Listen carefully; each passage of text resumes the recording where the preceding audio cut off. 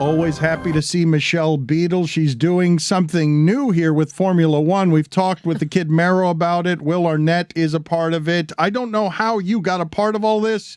I don't know what your Formula One love is. You must love working with these two guys. How is this as a broadcast experience, and how have you gotten involved in all of this? And thank you, by the way, for joining us. It's nice to see you.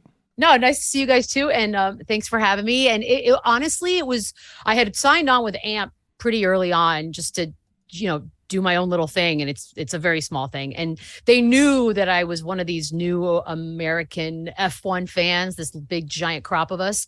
And knowing that, one of them had asked me, would you be interested? And I didn't know it, but they were working on this deal behind the scenes for a while. When it became official, that's when they're like, would you want to do this? Which obviously, this was before I even knew who else was involved.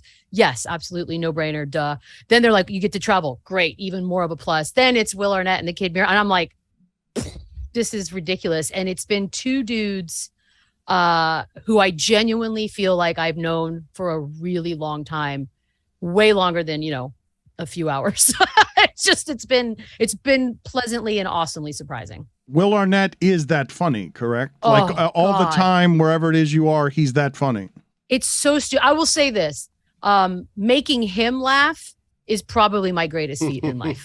Like, I feel like that is an actual audience that doesn't throw laughs away. And he is, and look, I obviously knew who he was. I'm a huge fan of Arrested Development. I like BoJack. I didn't know he was this kind of famous. Like, everywhere we went in Singapore, people knew who he was. And I wasn't expecting it. And he's such a weirdo about it that he's awesome. And he's like, oh, I'm Will. And he's what you want him to be. I was not disappointed. Speaking of funny, Dan showed up to the F1 race in Miami in gym shorts. Yeah. How do you feel about that, Michelle? I failed. Well, I mean, look, stay true to who you are, because I will say the F1 scene, there are a lot of posers in that scene. A lot of watches, a lot of shoes, a lot of bags. Be you. Just be you. Because the thing is, you could be the richest guy in the room. They don't know. This is just a poser with all their nice stuff on one day. Who cares? That is very Miami, and I appreciate you nice. exonerating me. I do not deserve it. It's as embarrassed as I've ever been, stylistically or otherwise. I wanted to talk to you about some sports stuff. And Billy, I wanted to see, I understand you're an Astros fan. This is not an allegiance that I knew that you had. And Billy hates, they suck. He hates the Astros. I get it. Yeah. Well, in fairness, I used to be a huge baseball fan. I even had that dumb beeper that I think one of the magazines sold for a while. And then I went off and I was like, I'm not into baseball anymore. When I came back, the Astros had gone to the American League and were villains. And I was like, oh, I don't know if I can root for them because I want to root for the underdog. And I know as a nation, we are Mariners fans now. So I've accepted that fate. I just want fresh meat. I want different people. And honestly, I know I live in the state of Texas, but I don't care for the city of Houston. So it's hard for me to root for them at this point. Oh, and I'm wow. sorry, So yesterday, that game, dramatic walk-off fashion, nothing for you. Nothing. I think the cheating thing doesn't bother me as much. If you're not cheating, you're not trying. And I respect for trying. And I like the whole the genius behind it, but I'm not interested. I would rather see new people that aren't supposed to be there. And that goes for all sports. I don't like just, it's always the Yankees or it's always this. That's boring to me. I'd rather see new people. Whittingham. And the Mina Kimes of the world. How do you not root for them to root for their teams? It was always the Spurs, though. You didn't seem to have a problem with that. No, that I'll never, ever. That's that'll be my longest relationship other than blood family. And that's not even close. So yeah, I hope they never do anything that would make me have to disown them, but they haven't come close yet, really. So I think we're okay. Put it on the poll, Guillermo, please. Do you root for the Seattle Mariners just because Mina Kimes roots for the Seattle Mariners? The San Antonio Spurs, the happiest moments that you have had in your sports fandom involve the Spurs? Yes, 100%. I had one moment that's not Spurs related, and it would be the Texas Longhorn USC game when they, Vince Young at the very end. That because I was there, and it was just such a weird moment. Everything else has been Spurs related. And what 100%. Is the best of the Spurs moments? What was it? Beating the Miami Heat team with the most perfect basketball any of us have ever seen. Smile on her face. She was my God, she lit up. Well, because the year before was painful. I got kicked out of brother Jimmy's on the Upper West Side because I started a fight with 2 Miami fans. P.S. They weren't fans. They were just people rooting for Miami. They didn't know anything. So I got kicked out of that. It was a bad ending to a season. And I thrive on revenge themes. And so knowing that the Spurs, this quiet team that no one ever really cares about, just had this fuel for an entire season, just hate and vengeance, and then pulled it off with Manu Ginobili, like the hero. It was textbook. It was a movie. Do you hate? And Birdman tried to get me kicked out of the game. And I was like, nah, I'm not going anywhere, bro. Like, this was before I did anything. They had no idea. What happened with Birdman? I don't remember this. What happened? Oh, yeah. So my dad used to have really good courtside seats, and they were right next to the visiting team bench. And I was talking a lot of smack. I mean, we had crammed 3 of us into 2 seats. That's how insane this game was. And I was yelling and heckling or whatever. And he tried to call his security down and kick me out, but it's home security. Like, they're not kicking me out.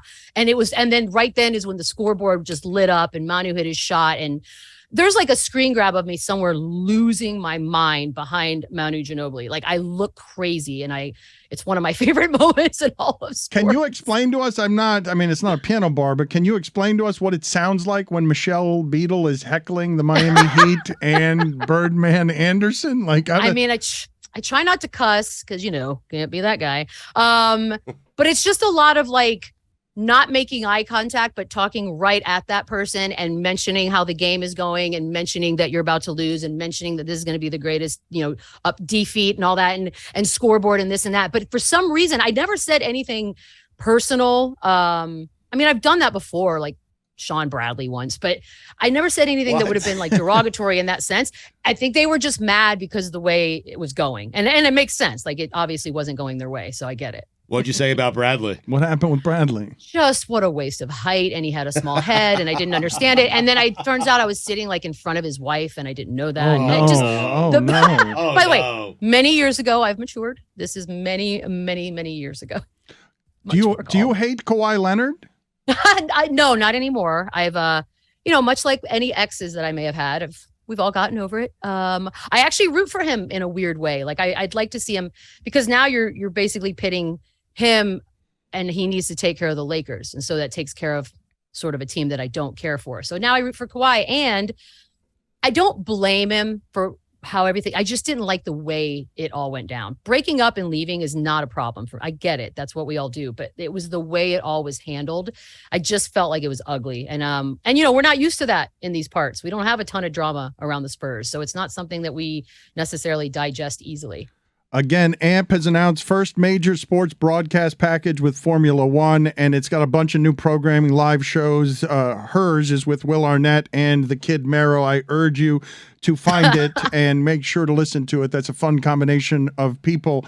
What do you make of the Draymond Green, all of it? Your surveillance of everything that's happening with Draymond Green, all of it, not just this moment, but just everything going on with Draymond Green. He's always been that guy that if he plays for you, you love, and otherwise you just can't stand. It's like Pat Beverly. It's that character. But for me, I think this is the season, the year he has finally begun the burning of all the bridges. Like, I just think your value, it's never going to be as high as it once was to the team. Your mouth has gotten so much louder, and now you have this platform with the podcast and all of these things. And when you punch a dude on your own team the way he did, it was such an ugly moment. The fact that they didn't suspend him at all it leaves a bit of a bad taste. We don't know what the fine. I mean, who knows? I don't love it. I'd love to know what Jordan Poole thinks about it all, like how he genuinely feels about how all of this is handled. But we've seen Draymond get suspended for much dumber things before. And I guess because it was in a game context, perhaps that's why it mattered more to them. I just don't like it. You just sit him a game. I think it shuts all of us up, but they chose not to. And I think this is the year. This is the year where even his own big supporters turn. What do you do with people and athletes, really, who say stuff like that happens all the time? We just don't see it. Oh, like Kenny Smith? Yeah. Look, I can't.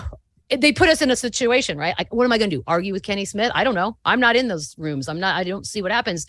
There's a part of me that says, well, I guess I have to believe him, but I don't, in the sense of this day and age. It is very hard to do a lot of big moment things, punching a teammate the way that went, without one of us hearing about it, without some video getting out, without a tweet, without anything. And so I think there are skirmishes. I don't think there are just these monster forward running sucker punch moments. I don't think that happens as much as he wants us to think it does. How about the entire Celtics situation? Have at it. Just broad topics. From the beginning, you mean? Yes, the history of the Celtics. Yes. Oh, what a history. God. So I thought about this for a while, right? Because there's this part of me that's like, yeah, that's sloppy and messy, and you don't poop where you eat and all that good stuff. But then also, I'm not naive. This goes on all the time.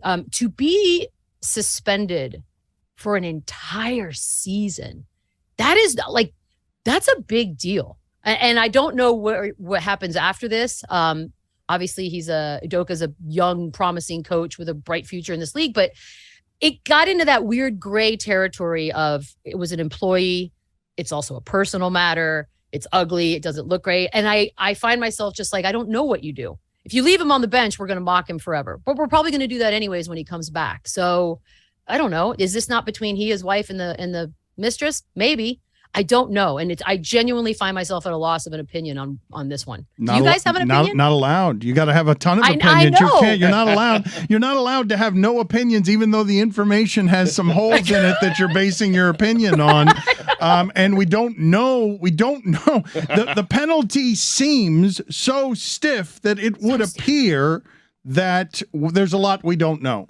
Has to be, right? Like there has to be more to this story than he had an affair. It was an employee. It was consensual. Like that's part of the story too that they're telling us, right? So I don't know where a year-long suspension got deserved, and I would rather know all the information because it just feels like a personal issue with some sloppy fair and reasonable and totally unacceptable. That's not the way to take in 2022. Guys, you I know. are a failure. You have failed at broadcasting. Michelle, we should talk some Formula One since you're here to talk about your work with us. I feel like these. Yeah, where's Jess? By the way, that's the Formula One chick. She's headed up to Notre Dame. She's headed up. Golick and Smetty. She is doing a live show. We need to get that information to people in the next couple of days. She's doing a live show from Notre Dame with Golick, but now, some Irish pub or something, right? Like something like that. Yeah. O'Sullivan's, I think. O'Connor's, O'Reilly's, O'Rourke, something. Yeah, something. But these last two races have been very strange. So I didn't watch the Japan one. I did watch the Singapore one, and it's bizarre that this organization, the FIA, has basically not been able to determine the winner of the last two races in a timely manner, so much so that the now world champion of Formula One didn't know that he was the world champion until he asked someone, hey, am I the champion? And they're like, yeah. He's like, really? Yeah. Really? Yeah. Like, this can't happen. This sports spectacle needs to be better than this. Isn't that crazy? It's like, we make fun of the NFL and different leagues for the way things are handled. And by the way, rightfully so. This is by no means exonerating them. But my goodness, there are so many more eyes on the sport of Formula One now more than ever in its history. And this is it's the second year in a row, really, that it's been really sloppily handled. But this particular race, like no joke, it's 4:00 in the morning. I'm on with Will Arnett and Mika Hakkinen. I'm past delirious. I'm now back into like, ooh, it's Sunday. Let's start a brand new day. And this all goes down. Everybody's lined up. And then all of a sudden the announcer or the interviewer is like, oh, and by the way, you're the world champion. And that is so anticlimactic. And it's one of those moments, like calling a charge that determines a game in postseason. Like, no, let it play out. We know he's going to be the world champion. It was probably going to happen in Austin anyways. I think he deserves it after having the season that he's had, to have this genuine celebratory moment, not this quiet sort of, oops, you won, the race is over. Everybody's already left the paddocks. Like, I just think it was a moment where maybe, sure, did Leclerc do what he did? I guess. Should it have been called? No. And I hope that these are learning moments, but I'm learning very quickly that people who've been following F1 for as long as they have the same amount of issues and problems with their governing bodies as the rest of us do with ours. So it's just, it's another one. Add it to the list of sports that we're going to be like, what are you doing? Hopefully they fix it. Stugotz, the AP is reporting criminal charges on Devonte Adams, misdemeanor assault. Wow. Misdemeanor assault for pushing a photographer on the field. It is just a misdemeanor, but we don't often see criminal charges involved with one of those incidents before you've seen a league suspension or any consequences inside. We don't often. Do we ever? Do we ever? I know. Sometimes in hockey. Sometimes in hockey, the fights are so they deserve it, though. I mean, that when you hit somebody with a stick, you can be charged with assault. But what do you make? What's the group make of Devonte Adams getting legitimate criminal charges, according to the Associated Press? Well, like similar to the Draymond thing, it's almost like when this sport reaches civilians, right? And you see that sometimes, like during actual play, when on college football Saturdays, some dude's just standing on the sideline and just absolutely gets lit up because just the movement of the play is so quick that someone can't move out of the way, and it's so strong that it hurts. But yeah, this is when, I mean, Devonte Adams in his workplace deals with things by shoving people out of the way, and then it comes into civilian life, and then it becomes misdemeanor. Like the whole sport is misdemeanor assault. It's the Neil Brennan joke of a football player footballs outside of the confines, the accepted confines of football. It's so well said, Woody. There were 100 things done on the field worse than what Devonte Adams did after the game. There was misdemeanor assault all over the field. All over the field. What a mess. I mean, this could have been handled. Like, you kind of wish that the photographer would have, hey, come forward. Maybe we just. Devonte Adams, by all accounts, isn't a bad dude. And so this just seems like one of those moments like, oh, man, that got sloppy real quick. But he apologized, and he hoped that he saw the tweet. I guess he didn't see the tweet, and that's on him. That's on the photographer. Criminal charges. It sounds to me like you're victim blaming. It sounds like I always do. Yeah, always. It's always the fault. The photographer did nothing but get Why were you there? Why are you even? No, I'm just kidding. Why were you there? Why don't you come forward? Why don't you accept the apology? Why don't you check the internet? I wish they could have done something like together and just been like, this asshole did this, and then he's like, okay, whatever, apologize. It's just it went fast. I will say that from the time it happened to now, that's a quick turnaround, quicker than I've seen in quite some time, if ever. Spiritually, it seems, and symbolically, the last time you were on with us, the background was real live heavenly deer, and it was one of the most tranquil places I've ever seen on this planet, and what I imagine the beyond looks like. Today, it appears like $30,000 in shoes are behind you. Yeah. I mean, this was a hobby that I once had. I've changed, back in the day when we were rolling in it. So I just spent all my money on shoes. And now I've turned it into an entire room in my house that I don't know what to do with because no one wears heels anywhere anymore. How many pairs of shoes do you have? Like total in the house? Yes. Probably like 1,200. Jesus. Like, I know. It's guys, I never had kids. These are kids. I mean, how many feet do you have? Children. I know, that's the worst. And I wear flip-flops all day. So it's a pointless room that's a waste. That it's a museum now at this point. Without putting you in a bad spot, what are the things that you've noticed professionally outside of ESPN that feel a little bit better than the things at ESPN? Well, just for clarification, when you say 1,200 shoes, does that mean 1,200 pairs or 1,200 total? Like you're counting no, each pairs. Pairs, you weirdos. Who counts them as individual shoes? We're the weirdos. I have one shoe and then pairs. I know it's not, my dad's not proud. It's weird because there are the pluses and the minuses. I obviously individually am I'm just a happier person.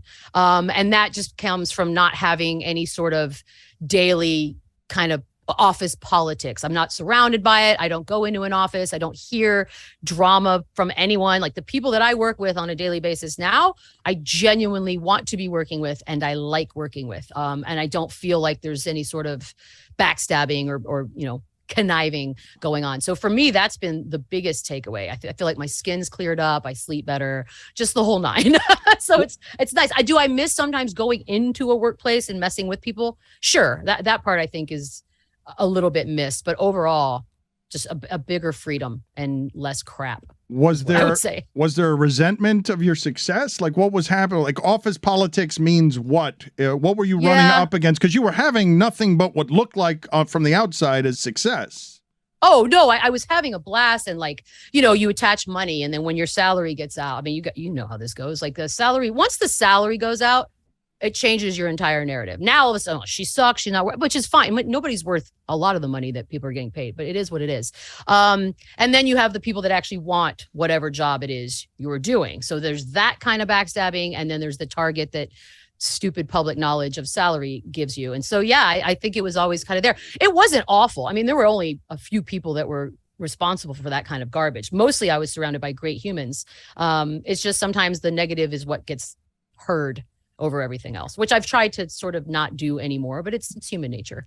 Again, AMP has announced the first major sports broadcast package with Formula One, the kid Mero, Will Arnett, Michelle Beadle. What else do we need to know about it? What else do people need to understand about what you guys are doing? It's not just Sundays, right? It's not, or is it just Sundays? Well, it's Sundays, it's race days, and then they release the podcast, which is the post show. But it is basically you turn on your TV and you see the video and you mute it, and then you put us on. So it's the kid Mero, myself, Katie Osborne.